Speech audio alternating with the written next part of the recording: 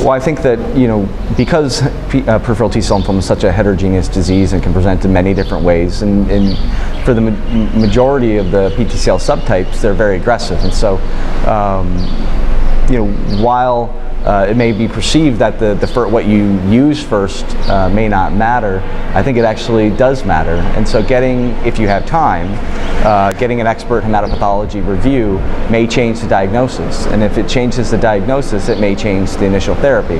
And if it changes the initial therapy, it may change whether or not you take that individual to a consolidative, autologous transplant, or no transplant, or even consider an allogeneic stem cell transplant in very rare, aggressive T-cell lymphomas.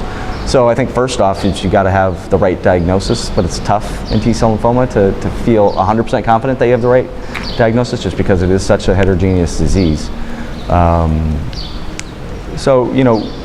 That's I think the first thing is getting it right, and then you make the decision on how to treat from there. So I think it's reasonable to consider sending those individuals to centers that have experience with treating peripheral T-cell lymphoma, that may have clinical trials available for upfront treatment of peripheral T-cell lymphoma. Because I do think it is, it's definitely a different disease.